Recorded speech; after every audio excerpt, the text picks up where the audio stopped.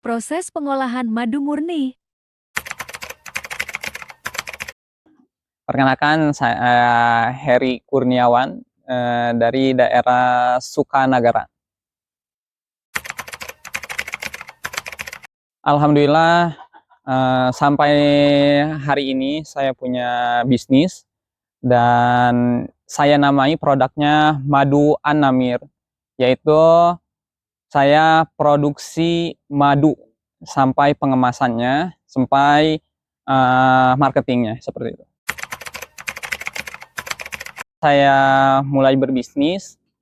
Saya berbisnis itu mulai pertengahan COVID, sekitar 2020. Kenapa saya bisa terjun di dunia permaduan? Pertama, saya sebelumnya pernah punya basic atau pernah belajar di suatu tempat mengenai perlebahan, yaitu khususnya di peternakan apis cerana, yang kebetulan itu di lokasi dekat sekolah saya waktu SMA. Dan akhirnya tergiurlah untuk terjun ke perlebahan, seperti itu ya, terjun ke peternakan perlebahan. Nah, dari situ salah satu penyebabnya, dan penyebab yang lain yaitu dorongan ketika masa COVID yang diperlukan untuk obat, seperti itu. Dan dipikir-pikir itu adalah momen yang bagus untuk berbisnis madu, seperti itu. Untuk penamaan An-Namir ini saya ambil ketika saya belajar bahasa Arab, maka saya namakan menggunakan bahasa Arab juga, yaitu Aslun Namir, yang namanya madu yang lezat atau murni. Kenapa harus murni? Karena saya ingin menjaga fitrahnya madu, tidak SOS, sintetis, oplosan, maupun sirupan. Dan saya berusaha untuk menjaga fitrahnya, yaitu dari nektar bunga, seperti itu. Yang perlu sebelumnya diketahui, saya itu di sini sebagai pertama beekeeper. Beekeeper itu sebagai peternak, cuma masih pemula, untuk tahap pemula. Nah, untuk kedua, saya itu sebagai pengepul dari beberapa peternakan. Dan itu pun saya masih pemula, karena bisnis ini berjalan baru yang efektifnya itu 2 tahun. Untuk total semua dari awal itu udah 3 tahun. Nah, untuk jalur produksinya, yang pertama, saya bisa terjun ke lapangan langsung untuk jenis lebah apis cerana yang dekat di daerah Bandung. Saya terjun ke peternakan untuk mengambil lebah. Dan untuk jenis yang lain, saya disuplai dari daerah Jawa sampai Jambi, yaitu untuk apis mellifera. Dan untuk sebagiannya lagi, untuk jenis trigona, saya ambil juga di daerah Bandung, yaitu trigona ya klanceng, atau yang kita kenal madu tewel. Sebagian juga ada madu odeng, yaitu madu odeng, madu lebah gung ya. Kalau di daerah Jawa madu gung. Nah, untuk yang saya punya di sini baru punya lebah trigona, yaitu klanceng jenis Levi, dan madu apis cerana. Saya pun itu masih tahap pemula. Untuk pengolahannya, tahap pertama, setelah saya membawa sarang untuk apis cerana yang saya terjun ke lapangan langsung, saya jual beserta sarangnya.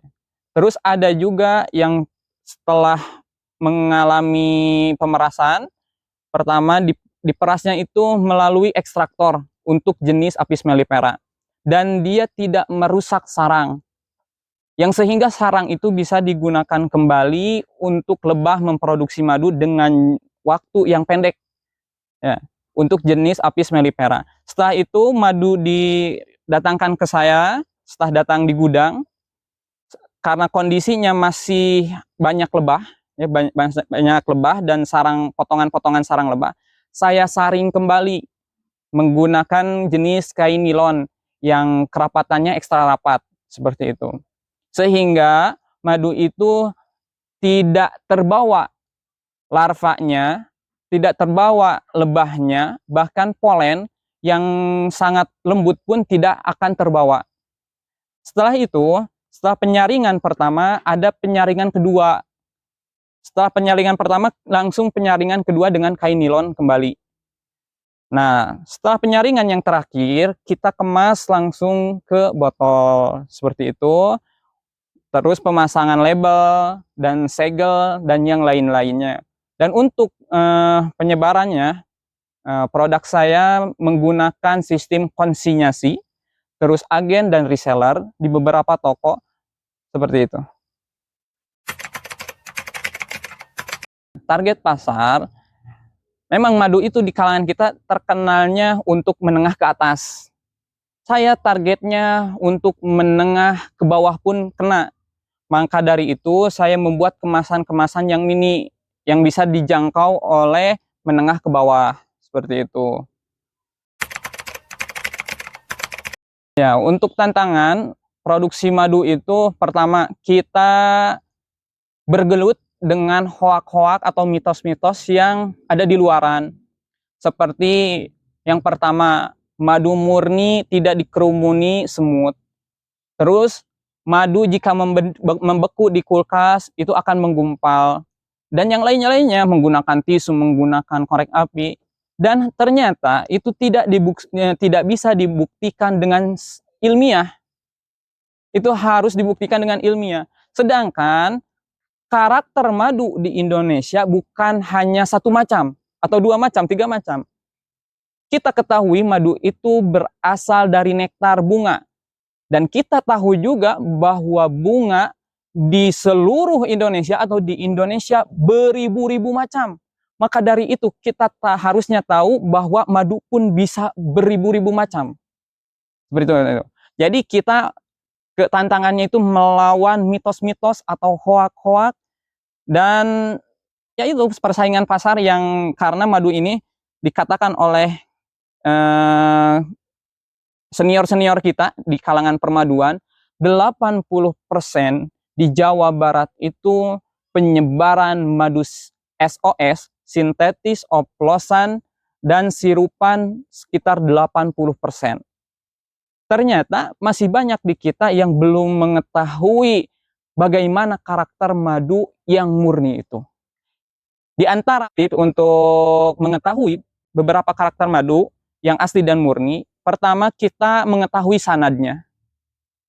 Yaitu untuk sanad, kita tahu kejelasan madu berasal dari mana. Panen tanggal kapan boleh sampai diteliti, boleh. Seperti itu. Ataupun kita membeli dari orang yang amanah. Dan cara yang kedua bisa menggunakan uji organ oleptik, yaitu indera perasa kepada sang ahli. Kalau kita mempunyai produk madu, bisa dicoba untuk diberikan kepada sang ahli untuk dites rasa dan aroma yang lainnya, seperti itu.